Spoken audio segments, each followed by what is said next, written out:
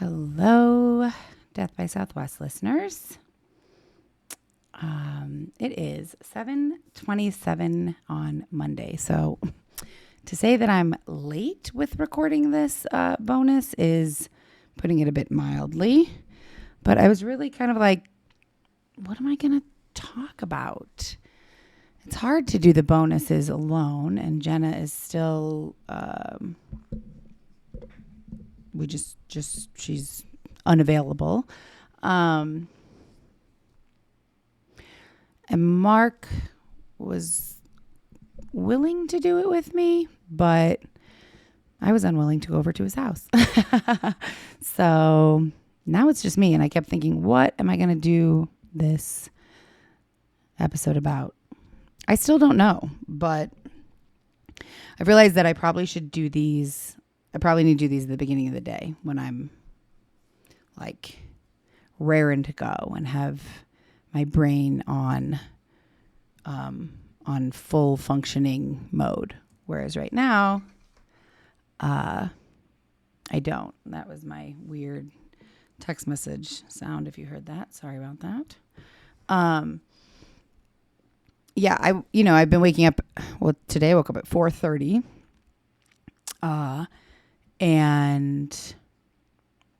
But usually I'm up at 5, and by 7:30, my brain is not not in tip top shape. I don't know if it's in tip top shape at all ever during the day, really. I guess I could maybe do these at night if I had a few cocktails, but I'm trying not to have any cocktails during the week. So I've had no cocktails. I've had my favorite drink that I drink by the bucket load. I can't believe I've never talked about this.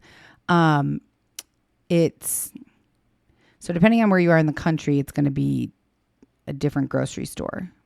But here in Tucson, so if you have Albertsons or Safeway, they're by the same people. So they both have this beverage, and it's like Signature Select. So it's like, I think it's the Safeway.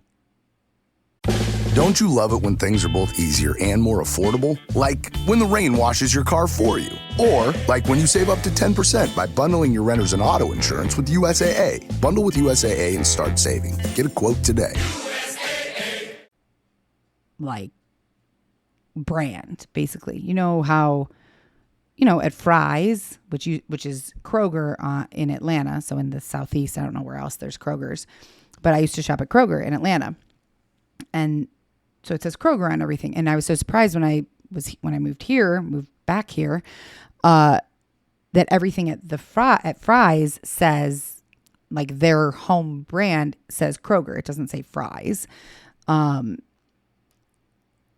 I still call it Kroger half the time here. I just like that name better than Fry's.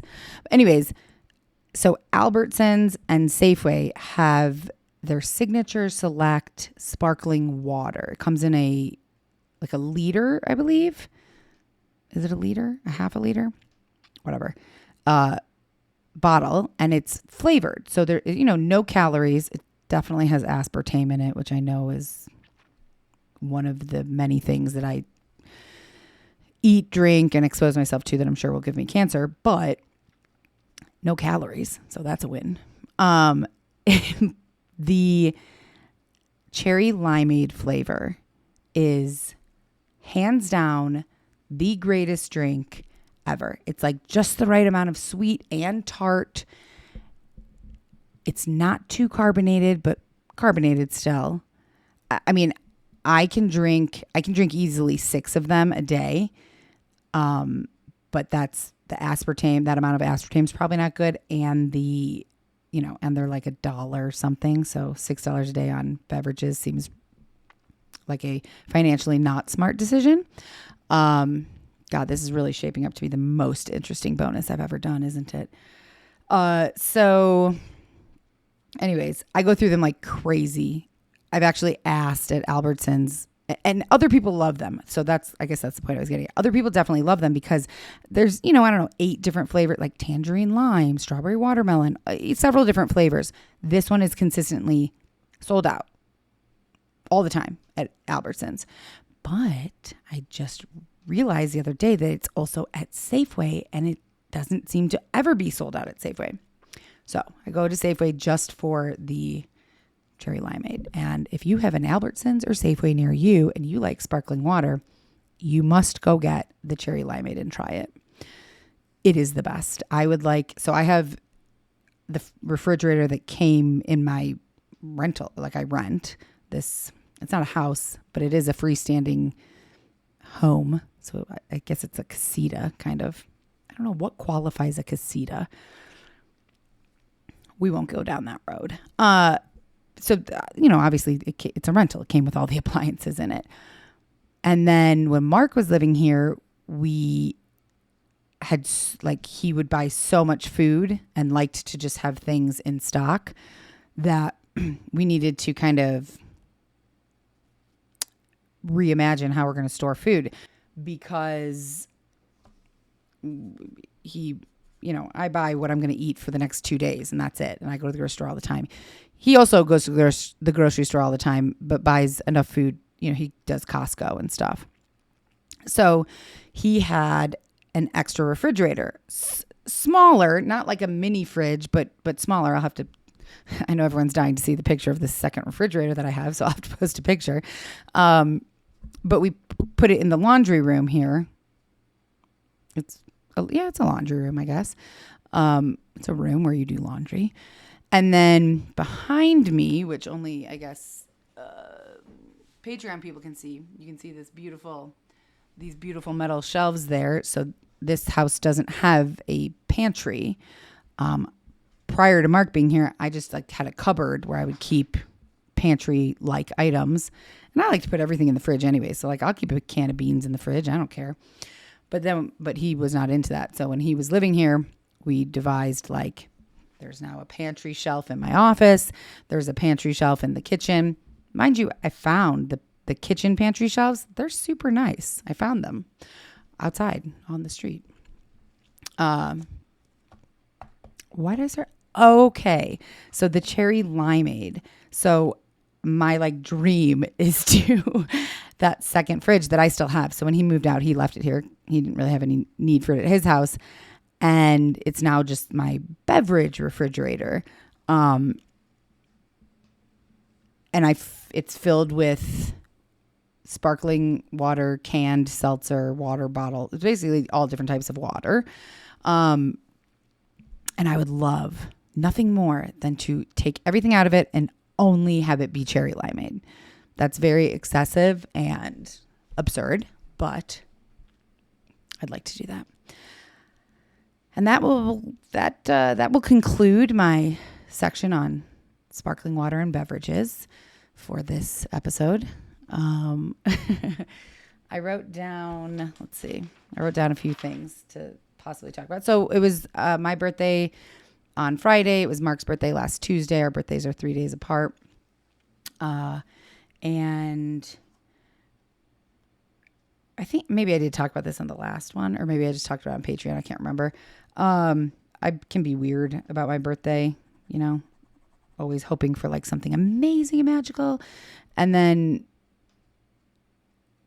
often nothing amazing and magical happens. And then also when you have these high expectations, somebody's going to throw you a surprise party, or it's just going to be the best day ever. No matter what happens, you're going to be let down. And it's silly. A birthday at this age, at this ripe old age of mine, who really gives a fuck about a birthday? So I tried to frame it this year in that way and think, why do I care about my birthday? Great. It's the day I was born. My mom always used to make me feel really special on my birthday. She's not here anymore. But what I did try to think was, I'm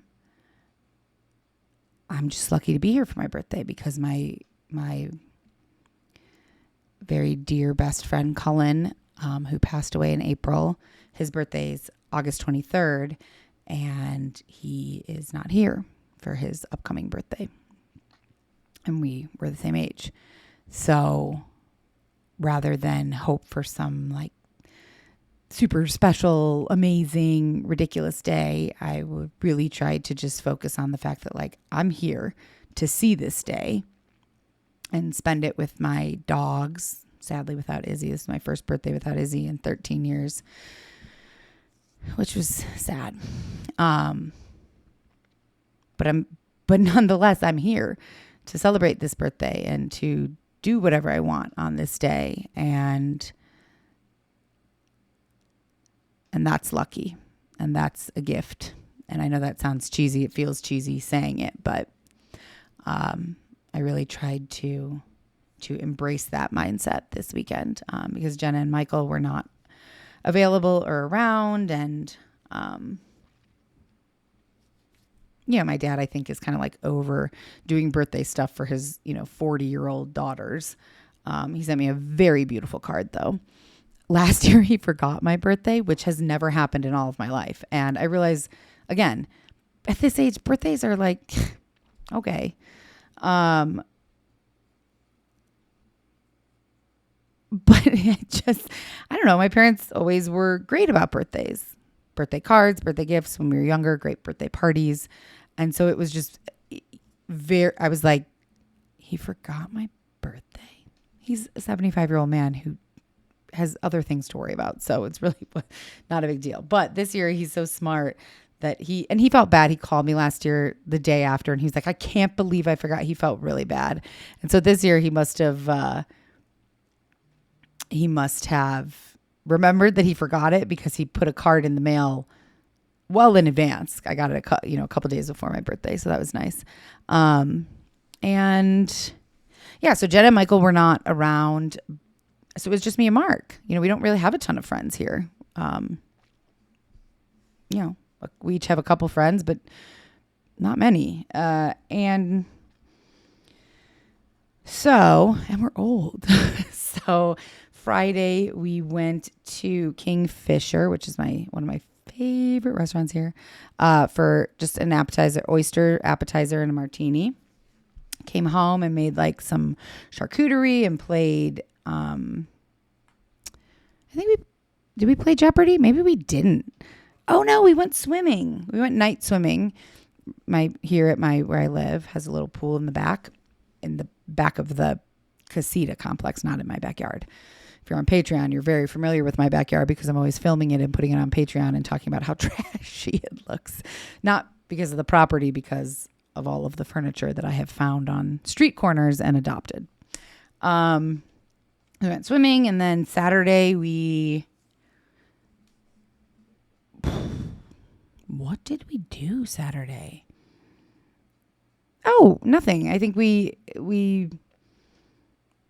hung around, and then we went to the pool again. We woke up and went to La Baguette, which I've posted about. What? Indiana's whining, which I've posted about on our social media. And we got a morning bun and some birthday cake, and it was all amazing. And then we vegged out on the couch, watched some Criminal Minds, and then went to the pool with some rafts that we bought at Safeway. We also bought cherry limeade at Safeway. We did that, and then and then we played a lot of Jeopardy on the Nintendo Switch. And Mark is calling me. Hold on. Let me call you back in 5 minutes. Okay, love you, bye. He's going to bed, so he's calling to say goodnight. It's 7:40, but he does have to wake up at like 3. I don't know. Yeah, and then Sunday we made a big breakfast and watched this show that I've never heard of, never seen, randomly stumbled across it because I put on Monsters, Inc. on the Disney Channel for a little bit while we were cooking. And then I was like, I don't want to watch this. The show called Food Tech. I guess it originally aired on the History Channel. I don't know why I put it on. I have no idea. I didn't know what it was going to be. It's so fascinating. There's 10 episodes in season 1. For some reason, I thought there was a second season, but I can't find it. But in season 1, there's 10 episodes. The first one is like cheeseburgers and French fries. There's one that's called lunch boxes, one that's Mexican, one that's Italian dinner. And in each episode, the host, I think his name's Bobby, it's, is going to examine a specific type of food or a specific meal or something like that. And I thought, like most cooking shows, I don't know, he'll go to the best restaurant that serves Italian dinner, or I don't know. I don't know what I expected, but it wasn't that. What it is he takes like several components. So for the Italian dinner episode, his favorite Italian dish is pasta with clam sauce. So he goes to, I don't remember, but I want to say like North Carolina, South Carolina, and goes like clamming on a boat and like learns all about the processes like getting clams. And then he also loves pesto. So then he talks about how pesto is made. And he goes to like a basil farm in, I want to say it was on the East Coast, weirdly, or North Dakota, or it was someplace random. Then he also goes to a place in Pennsylvania, which, by the way, is apparently one of the most like highest producing mushroom states. And in Pennsylvania, God, I had this written down. Of course, I don't have it in front of me. In Pennsylvania, they have a mushroom farm where they grow mushrooms underground. I just learned so many interesting facts. So it's called food tech because it's really about how our food that we get, whether it be at a restaurant or a grocery store, how we get it, how it comes from the ocean, how it comes from the field, and what it goes through, then how it is like packaged and in order to be distributed. And that sounds, the way I'm explaining it sounds not interesting, but it, like, how much effort goes into getting artichokes from the crops to the grocery store is mind blowing. How pepperoni is made. Now, he doesn't like go to a pig farm because I couldn't handle that. In one episode, he does go to like a duck farm it's the Chinese takeout episode, and it's, Peking duck or something? I couldn't watch that. But the how to make pepperoni, like he's already at the factory where it's being made. Volpe, I think, is the company name, the family name, who makes like apparently some of the best pepperoni ever. And so you're just seeing the meat that's already been chopped up and is ready to go. And shows like how it gets cased. It used to be cased in like the casing on pepperoni and sausage and stuff. It used to be animal entrails, I want to say. Now it's collagen. And shows like how the meat is mixed together, the spices that are added, and then how the pepperoni is put into this casing and hung up. Like hundreds of logs of pepperoni are hung up and put in like, they're smoked, and then they sit and dry. And as they're drying, a thick layer of mold grows on the outside of the casing. And when they've dried enough, then they take this whole big thing with all this cased pepperoni on it, and they put it under a huge washer. And I don't know if it was just like the moment that my brain was in or what, but I could not get I'm like bummed that I can't find any more episodes. I could not get enough. It was fascinating. And just the amount of effort that goes into making soy sauce, or I'm trying to remember all, like we watched a lot of it. It's just incredibly fast. He goes to a Patron factory in Mexico and learns how the tequila is actually made. And it blew me away. I cannot recommend it enough. I think you can watch it on Hulu. If you have Disney Plus, it's definitely on there. And then I don't know if the History Channel has an app or a streaming service, but if they do, you can watch it on there because that's where it's originally from. And Bobby Bogner, I want to say is his name. I think that's right. I wish he was listening because I'm giving him a big shout out. This is like, I love that show. I hope he does more seasons. I should go find him on social media. And that's not really that's not a typical thing that I would watch. I used to watch Chopped with my mom and like Beat Bobby Flay or things like that with my mom when she was sick because she loved cooking shows. I'm not typically a cooking show person by myself, and this isn't a cooking show. I guess it's more it's more the history of our food and how our food is made. I don't know. I can't recommend it enough. It just fascinated me and gave me so much more appreciation for just holy shit. Like I don't know. The food industry it's fascinating. So I highly recommend that show that I had written down to talk about. I talked about the birthday weekend. Not much else. I'll be honest. I was really not going to do this bonus because sometimes I feel silly just talking by myself. But for now, and I don't know until when it will change, but for right now, it seems to be that I'm the only one who has time to do this. Although I think I am going to have one of my best friends, Jackie, lives in Phoenix. I maybe said this in the last episode. I think we're going to Zoom and I'm going to have her try and do a bonus and an actual episode with me in the coming weeks. Just because I thought maybe it'd be fun to occasionally have a different co-host. I'm sure these bonus episodes when it's just me are not super fascinating, but for the people, I don't know if there are any, but people who do enjoy these, I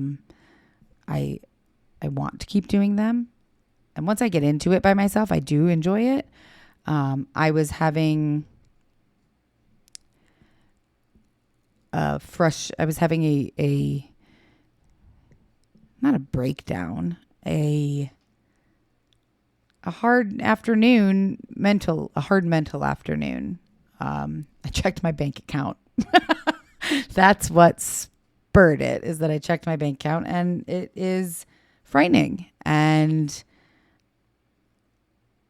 I texted with my friend Nicole, who's dealing with similar things, and she's similar age to me. And just to be, I guess I don't know what age has to do with it. Maybe nothing, but I just didn't think I'd be struggling still at this age. And I don't want to get too emotional about it. And I don't want to talk about it too much because nobody likes to hear somebody else complain. That's not enjoyable. I did get a very lovely email from a new patron who has, I guess, heard me. I probably talk about it more than I actually realize how stressed I am financially and yeah, I guess I'm not, I almost said, and career-wise, but career-wise, I want to do this and I want to do more podcasts and and I'm loving my work with Jim. So I really enjoy what I'm doing. Collectively, it's just not generating a full-time income. And so she had suggested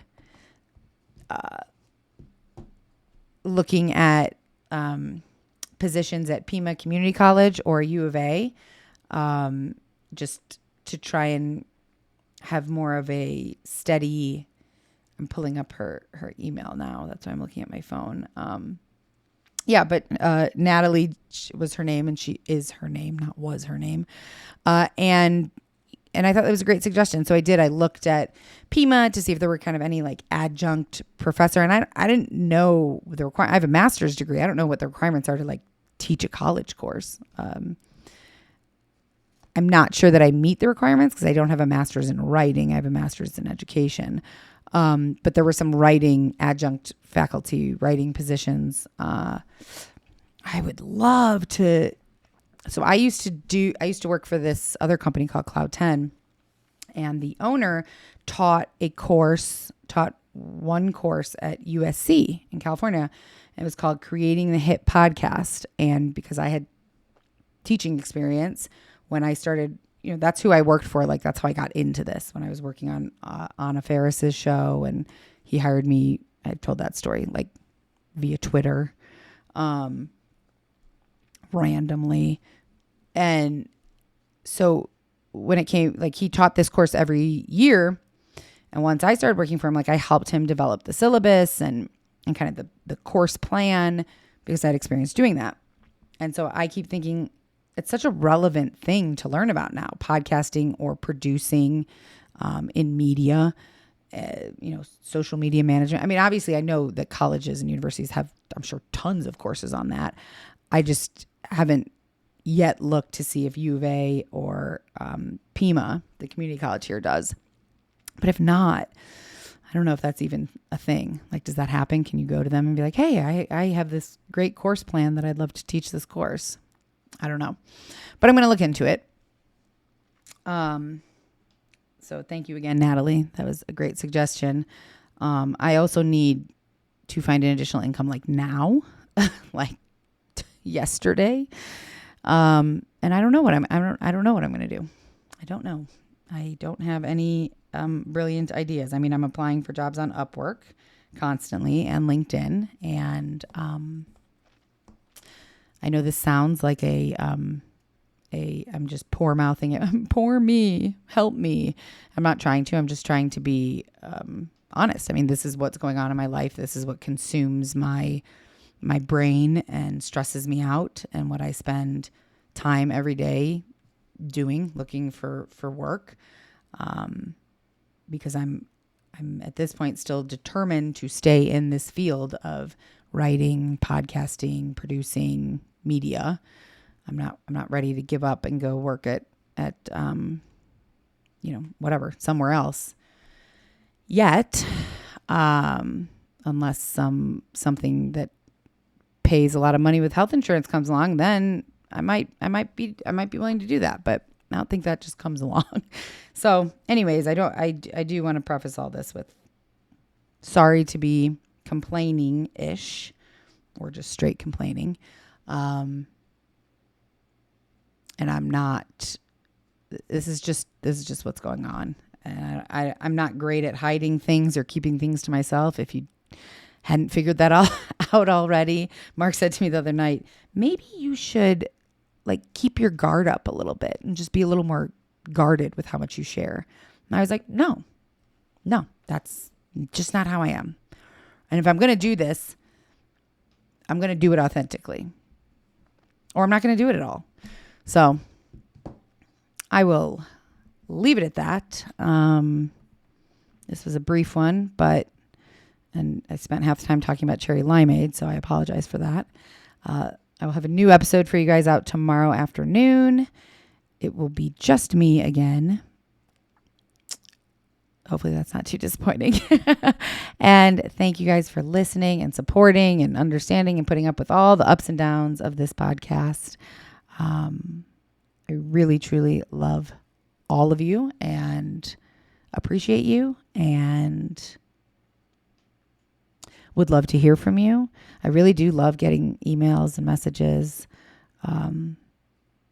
So send them about anything. It doesn't have to be about the show or a show suggestion. It could literally be anything.